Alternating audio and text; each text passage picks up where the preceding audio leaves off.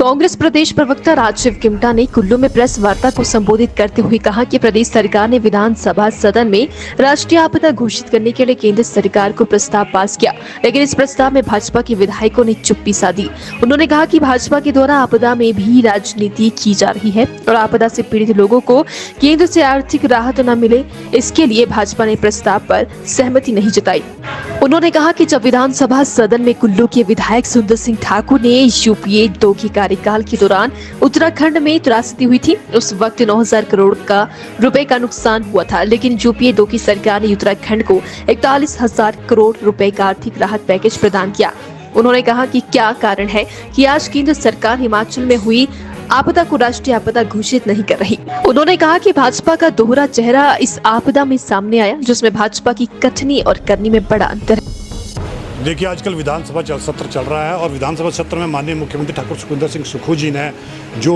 एक प्रस्ताव सदन के अंदर लाया था कि इस प्रदेश को राष्ट्रीय आपदा घोषित किया जाए, और उसको लेकर भाजपा ने चुप्पी साधी। क्या कारण था कि क्यों चुप्पी साधी, लेकिन बावजूद उसके चुप्पी साधने के भी यहाँ की जो हमारे विधायक थे कांग्रेस के, और सरकार ने वो प्रस्ताव पास करके जो केंद्र को दे दिया। अल्टीमेटली कहीं ना कहीं इनका हिडन एजेंडा था कि कहीं ना कहीं ये राजनीति करना चाहते थे यहाँ पर जो आपदा से पीड़ित लोगों हैं। इतना ही नहीं, हमारे माननीय जो विधायक कुल्लू के सुंदर सिंह ठाकुर जी ने परसों जब आंकड़ा दिया कि जब इस तरह की त्रासदी जो उत्तराखंड में आई थी तो तकरीबन 9,000 करोड़ का जो वहाँ पे नुकसान हुआ था, और तो उस तत्काल सरकार जो उस वक्त यूपीए 2 की सरकार थी, उन्होंने तकरीबन 41,000 करोड़ जो है इमीडिएटली रिलीफ दिया था, और उसके तहत जो वहाँ पर जो है जनजीवन जो है आमतौर पर चला था। उन्होंने ये उदाहरण दिया कि क्या कारण है कि हिमाचल प्रदेश में भाजपा की सरकार जो केंद्र में बैठी है वो क्यों नहीं कर रही है, और यहाँ के जो लोग हैं वो क्यों नहीं इस प्रस्ताव में जो है भाग ले रही है। समझ सकते हैं कि इनका जो दोहरा चेहरा है वो प्रदेश की जनता के सामने आ गया कि कथनी और करनी में क्या फ़र्क है। वहीं दूसरी तरफ माननीय मुख्यमंत्री ठाकुर सुखविंदर सिंह जी ने कहा था कि हम श्वेत पत्र लाएंगे, जिसको लेकर उन्होंने श्वेत पत्र लाया, जिसके लिए एक कमेटी गठित की गई, जिस कमेटी के अध्यक्ष हमारे deputy chief minister Mukesh Agnihotri ji, member हमारे मंत्री हर्षवर्धन चौहान जी, और साथ में हमारे मंत्री अनिरुद्ध सिंह जी ने जो है एक रिपोर्ट लाई है। रिपोर्ट बहुत चौंकाने वाली है कि उस रिपोर्ट में श्वेत पत्र में अब सामने आ रहा है कि तकरीबन 1 साल के वर्ष में कार्यकाल में तकरीबन 16,261 करोड़ जो भाजपा ने आम जनता का या सरकार का व्यय किया है। आप समझ सकते हैं कि इनका एक कार्यक्रम होता था जनमंच, जिस पर तकरीबन इन्होंने 7 करोड़ रुपये खर्च किया। अमृत योजना इनका एक तहत तो उस पर 7 करोड़ खर्च किया, और एक 75 ईयर्स ऑफ इंडिपेंडेंस जो 75वां स्थापना दिवस था उस पर तकरीबन 28 करोड़ रुपये खर्च किए गए, और प्रगतिशील हिमाचल करके इन्होंने कार्यक्रम चला था, उस पर तकरीबन 20 करोड़ रुपये खर्च किया। तो समझ सकते हैं कि इन्होंने वो सारा जो है इसको पैसा पानी की तरह बहा। और इतना ही नहीं, इस कार्यक्रम करने के लिए तकरीबन एचआरटीसी की जो बसेस लगाई गई थी उसका अभी भी एचआरटीसी की 8.5 करोड़ रुपए जो देनदारी है एचआरटीसी की देनी है पूर्व सरकार ने। तो समझ सकते हैं कि इनकी कथनी और करनी में कितना फर्क है। इतना ही नहीं, इन्होंने एक कार्यक्रम, अगर आपको याद होगा कि इन्वेस्टर्स मीट धर्मशाला के अंदर की थी, जिसमें माननीय प्रधानमंत्री भी आए थे, और जिसमें बहुत इन्होंने वाई लूटी थी कि हम 10,000 करोड़ का जो है यहाँ पे इन्वेस्ट हिमाचल प्रदेश के अंदर करेंगे, लेकिन धरातल पर 1 रुपया भी नहीं आया। लेकिन उसकी इन्वेस्टर मीट करने के लिए जो आपके तंबू लगाए गए थे उसमें तकरीबन जो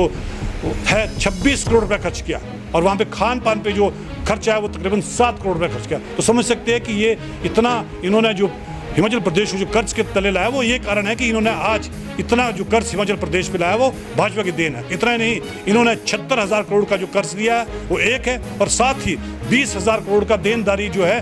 वो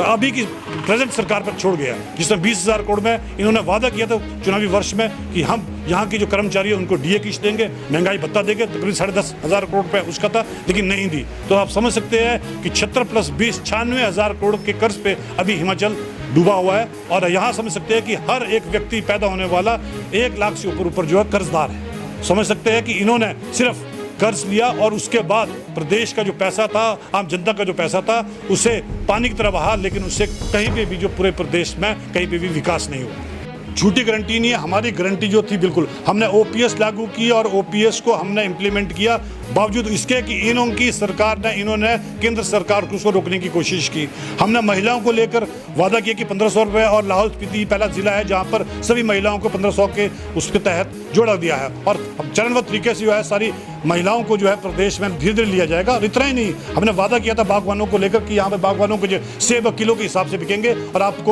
समझ सकते हैं कि अब जो सेब सीजन खत्म खत्म होने वाला है, तो वहाँ पे पूरे मंडियों में किलो के हिसाब से सेब बिक रहा है। तो हमने जो वादा किया था उसमें वादा पे हम खरा उतरा। इनकी तरह नहीं कि इन्होंने जो वादे किए थे वो पूरे के पूरे झूठे हैं। और आज जनता को मालूम हो गया कि जिस तरह से ये यहाँ पर प्रदेश में आई आपदा को लेकर